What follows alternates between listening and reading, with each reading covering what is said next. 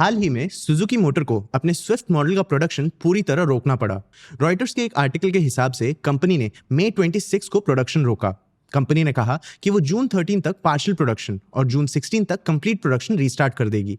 और इस production halt का रीजन चाइना का नया रेगुलेशन। पहले इंडिया चाइना से rare earth elements normally import कर सकता था, लेकिन अब चाइना से रेयर अर्थ एलिमेंट्स इंपोर्ट करने के लिए एंड यूज सर्टिफिकेट प्रोवाइड करना पड़ रहा है और तो और चाइना से अप्रूवल भी लेना पड़ रहा है। इन रेयर अर्थ मैग्नेट्स का यूज कार मैन्युफैक्चर में किया जाता है और चाइना का इन मैग्नेट्स पे सप्लाई रिस्ट्रिक्शन सुजुकी जैसे कार मैन्युफैक्चरर्स के सप्लाई चेन्स को डिस्टर्ब कर रहा है। बजाज ने भी अपने फाइनेंशियल ईयर 25 के Q4 कॉन कॉल में कहा कि इन डिस्ट्रप्शंस के कारण मिड जुलाई 2025 तक उनका भी प्रोडक्शन हॉल्ट हो सकता है। चाइना के पास दुनिया के रेयर अर्थ एलिमेंट सप्लाई का 90% है। चाइना का rare earth element processing infrastructure भी बहुत डेवलप्ड है, इसलिए वो total rare earth element refining का भी 90% हैंडल करता है। पर ये रेयर अर्थ मैग्नेट्स हैं क्या? ऑटोमोबाइल के अलावा इनके सप्लाई डिस्ट्रप्शन का कौन से इंडस्ट्रीज पे इंपैक्ट पड़ सकता है? रेयर अर्थ एलिमेंट्स के रेस में इंडिया कौन से पोजीशन में है? आज की वीडियो में हम इन क्वेश्चंस को आंसर करेंगे। सबसे पहले हम रेयर अर्थ एलिमेंट्स को थोड़ा डिटेल में समझेंगे, फिर हम इनके इंडस्ट्रियल यूजेस समझेंगे, एंड में चाइना पे डिपेंडेंस कम करने के लिए हम इंडिया के कुछ प्लान्स भी डिस्कस करेंगे। चलिए शुरू करते हैं। सबसे पहले ये समझते हैं कि रेयर अर्थ एलिमेंट्स होते क्या हैं। रेयर अर्थ एलिमेंट्स 17 मेटल्स और मिनरल्स का ग्रुप होता है। ये एलिमेंट्स हमारे प्लैनेट के क्रस्ट या आउटर मोस्ट लेयर में काफी अबंडेंट अमाउंट में प्रेजेंट होते हैं, लेकिन इन्हें एक्सट्रैक्ट करना काफी मुश्किल होता है, इसीलिए इन्हें रेयर कहा जाता है। और जैसा मैंने बताया, चाइना इन रेयर अर्थ एलिमेंट्स का एक मेजर सप्लायर है। ये चार्ट देखिए, चाइना के पास दुनिया के सबसे बड़े रेयर अर्थ एलिमेंट्स के रिजर्व्स हैं। सेकंड और थर्ड लार्जेस्ट रिजर्व्स वियतनाम और ब्राजील के पास है। 44 मिलियन मेट्रिक टन्स के रिजर्व्स के साथ चाइना के रिजर्व्स वियतनाम और ब्राजील के टोटल रिजर्व से भी ज्यादा हैं। ग्लोबल रिजर्व्स में इस डोमिनेंस के कारण चाइना का export control order global rare earth elements के सप्लाई को डिसरप्ट कर सकता है। इन 17 रेयर अर्थ एलिमेंट्स के काफी वैरिड यूजेस होते हैं। हमने रिसेंटली रेयर अर्थ एलिमेंट्स और चाइना के इस स्पेस में डोमिनेंस को एक वीडियो में कवर किया है, लिंक डिस्क्रिप्शन में है। मैं सजेस्ट करूंगा आप इसे भी जरूर देखना। इन रेयर एलिमेंट से रेयर अर्थ मैग्नेट्स बनाए जाते हैं, जिनका यूज ऑटोमोबाइल जैसे सेक्टर में किया जाता है। Rare earth magnets high powered permanent magnets होते हैं। इन्हें बनाने में नियोडिमियम और समैरियम का यूज होता है। Rare earth magnets conventional magnet से 5 to 10 टाइम्स स्ट्रॉन्गर होते हैं और इनका साइज भी कन्वेंशनल मैग्नेट से छोटा होता है, इसीलिए इनका यूज मॉडर्न टेक्नोलॉजी में किया जाता है। इन मैग्नेट्स का यूज इंटरनल कंबशन इंजन या आईसीई और इलेक्ट्रिक व्हीकल्स दोनों में किया जाता है। रेयर अर्थ मैग्नेट्स का use electric Motors, regenerative braking systems, sensors, ignition system और कार के स्पीकर्स तक में यूज होता है। ईवीज में रेयर अर्थ मैग्नेट्स का यूज ड्राइव मोटर्स और जनरेटर्स में किया जाता है, इसीलिए चाइना का एक्सपोर्ट ऑर्डर सुजुकी और दूसरे ऑटोमोबाइल प्लेयर्स के लिए एक टेंशन का कारण है। चाइना ने इन 17 रेयर अर्थ एलिमेंट्स में से 7 पे एक्सपोर्ट कंट्रोल ऑर्डर लगाया है। इन 7 एलिमेंट्स में से एक समैरियम है। समैरियम का यूज रेयर अर्थ मैग्नेट्स बनाने के लिए किया जाता है। चाइना ने 4 अप्रैल 2025 को इन एलिमेंट्स के एक्सपोर्ट पे रेगुलेशंस लगा दिए। इस एक्सपोर्ट कंट्रोल ऑर्डर के ग्लोबल सप्लाई चेन्स के इंपैक्ट पे मल्टीपल इंडस्ट्री एक्सपर्ट्स ने कमेंट भी किया है। German association of automotive industry की प्रेसिडेंट हिल्डेगार्ड म्यूलर ने कहा कि रेयर अर्थ पे चाइनीज एक्सपोर्ट रेस्ट्रिक्शन का इंपैक्ट सिर्फ ऑटोमोबाइल इंडस्ट्री ही नहीं, दूसरे इंडस्ट्रीज के सप्लाई चेन्स पे भी पड़ सकता है। उन्होंने ये भी कहा कि चाइना ने कुछ केसेस में लाइसेंसेस तो दिए हैं, लेकिन प्रोडक्शन स्मूथ होने की गारंटी अभी भी नहीं है। चाइना के एक्सपोर्ट लाइसेंसेस का अप्रूवल रेट भी एक चिंता का कारण है।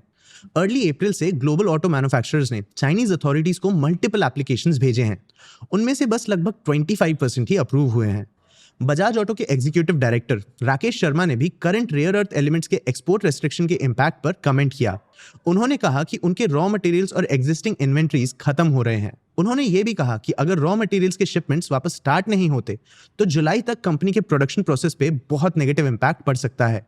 सिर्फ बजाज ऑटो ही नहीं, इंडिया के दूसरे ऑटो मैन्युफैक्चरर्स ने भी इस एक्सपोर्ट ऑर्डर के इंपैक्ट पे कमेंट किया। Society of Indian automobile manufacturers या सियाम ने इंडियन गवर्नमेंट से हेल्प भी मांगा है। वो चाहते हैं कि इंडियन गवर्नमेंट चाइना से डिप्लोमेटिकली इंपोर्ट क्लियरेंस एक्वायर करे, ताकि ऑटो मैन्युफैक्चरर्स के सप्लाई चेन्स और डिस्टर्ब ना हो। CNBC TV 18 के एक इंटरव्यू में TVS मोटर्स के मैनेजिंग डायरेक्टर सुदर्शन वेणु ने कहा कि चाइना के एक्सपोर्ट ऑर्डर का इंपैक्ट जून टू जुलाई के पीरियड में पड़ेगा, और ऐसा हो भी रहा है। इंडिया के सबसे बड़े कार मेकर मारुति सुजुकी ने अपने नियर टर्म प्रोडक्शन टारगेट्स भी कम कर दिए हैं। अप्रैल टू सितंबर 2025 में कंपनी ने 26,500 ई विटारास बनाने का प्लान किया था, लेकिन रेयर अर्थ मैग्नेट्स के सप्लाई चेन डिस्ट्रप्शंस के कारण अब यह टारगेट 8,200 यूनिट्स तक कम कर दिया गया है। चाइना के इस एक्सपोर्ट ऑर्डर का इम्पैक्ट सिर्फ इंडिविजुअल ऑटोमेकर्स ही नहीं, इंडिया के ओवरऑल ऑटोमोबाइल इंडस्ट्री पे भी पड़ता है। इंडिया 2030 तक प्राइवेट कार्स में 30%, कमर्शियल व्हीकल्स में 70% और 2 और 3 व्हीलर्स में 80% ईवी पेनिट्रेशन अचीव करना चाहता है। लेकिन चाइना के इस एक्सपोर्ट कंट्रोल ऑर्डर के कारण अब ईवी प्रोडक्शन और अडॉप्शन दोनों पे थ्रेट है। S&P ग्लोबल मोबिलिटी के गौरव वंगाल ने एक्सपोर्ट ऑर्डर के ईवी इंडस्ट्री पे इम्पैक्ट को समझाया। उन्होंने कहा कि इनिशियली इस रेगुलेशन का इम्पैक्ट ईवीज पे तो पड़ेगा ही, लेकिन अगर सप्लाई चेन इश्यूज चलते रहे तो ICE व्हीकल्स पे भी इम्पैक्ट पड़ सकता है। ऑटो मैन्युफैक्चरर्स के प्रोडक्शन में एक और इम्पैक्ट दिख रहा है। रेयर अर्थ मैग्नेट्स के शॉर्टेज के कारण कंपनीज ऑल्टरनेट सोर्सेज से इन्हें एक्वायर करने की कोशिश कर रहे हैं, लेकिन इन ऑल्टरनेट सोर्सेज के प्राइसेस हाई हैं। इससे इनके कॉस्ट बढ़ सकते हैं, जिससे इनके मार्जिन्स पे प्रेशर पड़ सकता है। जो कंपनीज इन कॉस्ट को बियर नहीं कर सकते या अवॉइड करना चाहते हैं, वो अपना प्रोडक्ट मिक्स चेंज कर रहे हैं। कंपनीज ऐसे कार्स मैन्युफैक्चर और सेल कर रहे हैं जिनके रेयर अर्थ मैग्नेट रिक्वायरमेंट्स कम हो। कंपनीज नए डिजाइन और मॉडिफिकेशंस भी एक्सप्लोर कर रहे हैं ताकि ये अपना रेयर अर्थ मैग्नेट्स पे डिपेंडेंस कम कर सकें। लेकिन इन मेथड्स के रिजल्ट्स आने में टाइम लग सकता है। मतलब ऑटो कंपनीज के लिए डिलेज अवॉइड करना इम्पॉसिबल समझ लो। सिर्फ ऑटो इंडस्ट्री ही नहीं, चाइना के एक्सपोर्ट ऑर्डर का इम्पैक्ट दूसरे इंडस्ट्रीज पे भी पड़ सकता है। डिफेंस सेक्टर इस रेगुलेशन का इम्पैक्ट फेस कर सकता है। रेयर अर्थ मैग्नेट्स का यूज मिसाइल्स के गाइडेंस एंड नेविगेशन सिस्टम्स में होता है। रेडार, सोनार और कम्युनिकेशन सिस्टम्स में भी इन मैग्नेट्स का यूज होता है। चाइना के एक्सपोर्ट ऑर्डर से इंडिया के डिफेंस इंडस्ट्री पे भी नेगेटिव इम्पैक्ट पड़ सकता है, स्पेशली जब हमारा defence sector make in India initiative के थ्रू डोमेस्टिकली वेपन्स मैन्युफैक्चर करना चाहता है। दूसरा मेजर इंडस्ट्री जिस पे इस रेगुलेशन का इम्पैक्ट पड़ेगा वो है renewable energy, specially wind energy. Wind turbines में रेयर अर्थ एलिमेंट से बनाए गए परमानेंट मैग्नेट्स का यूज किया जाता है। एक मॉडर्न विंड टर्बाइन में लगभग 200 किलोग्राम तक रेयर अर्थ मैग्नेट्स का यूज किया जाता है। इंडिया 2030 तक 500 gigawatt renewable energy capacity achieve करना चाहता है। चाइना का करंट एक्सपोर्ट ऑर्डर हमारे इस गोल के लिए एक हर्डल बन सकता है। इसके अलावा electronic and technology industry, medical device industry, industrial automation and robotics industry और इंफॉर्मेशन टेक्नोलॉजी इंडस्ट्री में भी रेयर अर्थ मैग्नेट्स का यूज होता है। तो इतना तो क्लियर है कि इंडिया को रेयर अर्थ एलिमेंट्स के लिए चाइना से डिपेंडेंस कम करना होगा। 6.9 मिलियन टन्स के साथ इंडिया के पास रेयर अर्थ एलिमेंट्स का स्ट्रॉन्ग रिजर्व तो है, तो शायद हम डोमेस्टिक मैन्युफैक्चर के थ्रू इस डिपेंडेंस को कम कर सकते हैं। लेकिन इंडिया के डोमेस्टिक रेयर अर्थ इकोसिस्टम में 3 मेजर चैलेंजेस हैं: लिमिटेड गवर्नमेंट फ्रेमवर्क और strict regulations, technical and financial challenges और एनवायरमेंटल कंसर्न्स। इंडिया को रेयर अर्थ एलिमेंट्स के लिए चाइना से डिपेंडेंस कम करने के लिए इन चैलेंजेस से डील करना होगा। चलिए इन्हें एक एक करके समझते हैं। सबसे पहले लिमिटेड गवर्नमेंट फ्रेमवर्क और स्ट्रिक्ट रेगुलेशंस। इंडिया में रेयर अर्थ एलिमेंट्स के एक्सट्रैक्शन और प्रोसेसिंग से रिलेटेड स्ट्रिक्ट रेगुलेशंस हैं। इंडियन गवर्नमेंट ने 1950s में IREL या इंडियन रेयर अर्थ्स लिमिटेड नाम का एक स्टेट ओन्ड कंपनी बनाया था। लास्ट 70+ ईयर्स में इस कंपनी ने इंडिया के रेयर अर्थ इकोसिस्टम में एक मोनोपोली क्रिएट किया है। कोल्ड वॉर के टाइम इंडिया को अपने रेयर अर्थ रिजर्व्स पे स्ट्रैटेजिक कंट्रोल मेंटेन करने की जरूरत थी, इसीलिए इस स्पेस में गवर्नमेंट ऑफ इंडिया ने strict barriers to entry set किए हैं। इस वजह से इस स्पेस में प्राइवेट प्लेयर्स का कोई एग्जिस्टेंस नहीं है। इंडिया का रेगुलेटरी सिस्टम भी बहुत स्ट्रिक्ट है। 2019 में इंडियन गवर्नमेंट ने माइनिंग रूल्स अमेंड किए ताकि प्राइवेट प्लेयर्स मोजोनाइट माइन ना कर सकें। मोजोनाइट डिपॉजिट्स में थोरियम नाम का एक रेडियो एक्टिव मटेरियल भी मिलता है।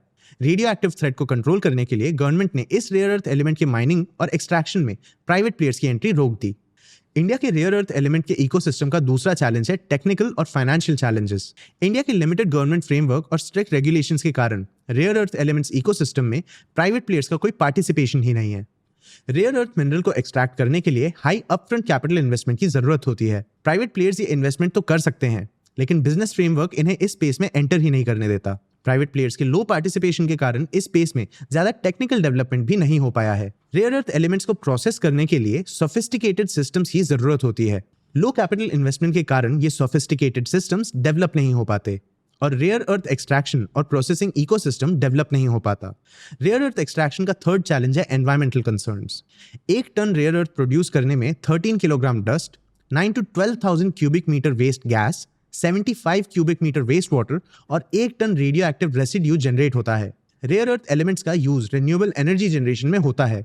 अगर फॉसिल फ्यूल्स के एमिशंस को रिड्यूस करने के लिए उतने ही या उससे ज्यादा वेस्ट और एमिशंस रेयर अर्थ एक्सट्रैक्शन से ही हो तो ये एक पॉइंटलेस वेंचर हो जाएगा। मतलब रेयर अर्थ एलिमेंट्स अभी भी ग्रीन टेक्नोलॉजी का पार्ट नहीं बन रहे हैं।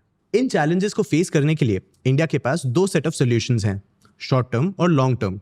शॉर्ट टर्म में इंडिया को चाइनीज अथॉरिटी के साथ डिप्लोमेटिक टाइज एस्टैब्लिश करने पड़ेंगे ताकि रेयर अर्थ एलिमेंट्स का इंपोर्ट अनइंटरप्टेड रहे।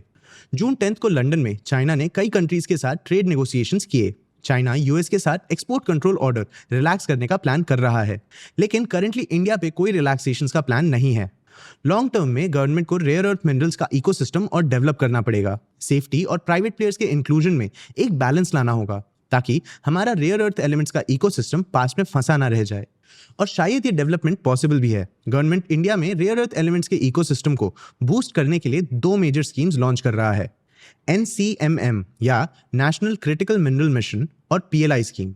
चलिए इन दोनों को समझते हैं। NCMM के अंडर GSI या जियोलॉजिकल सर्वे ऑफ इंडिया ने 195 नए प्रोजेक्ट स्टार्ट किए हैं, जिसमें से 35 प्रोजेक्ट्स राजस्थान में होंगे। इस मिशन के under government mineral deposits discover और एक्सप्लोर करने में फोकस करेगा। गवर्नमेंट रेयर अर्थ एलिमेंट्स के रिसाइकलिंग के लिए 1500 करोड़ रुपीस का PLI स्कीम लॉन्च करने का भी प्लान कर रहा है। ये PLI स्कीम एक्चुअली NCMM के 16,300 करोड़ रुपीस के प्लान के अंडर ही आता है। आपको क्या लगता है, क्या इन स्कीम्स के थ्रू इंडिया का रेयर अर्थ एलिमेंट्स इकोसिस्टम खुद को सस्टेन कर पाएगा, या इस स्पेस को अभी भी और लिबरलाइजेशन की जरूरत है? अपने व्यूज हमें कमेंट सेक्शन में बताना। आगे आप कौन से टॉपिक से वीडियोस देखना चाहते हो, ये भी हमें कमेंट सेक्शन में जरूर बताना। अगर ये वीडियो आपको इन्फॉर्मेटिव लगा तो इसे लाइक और शेयर जरूर करना। ऐसे ही और वीडियोस के लिए चैनल को सब्सक्राइब भी कर लेना। आज की वीडियो के लिए इतना ही। मैं हूं आपका होस्ट देब। मिलते हैं अगले वीडियो में।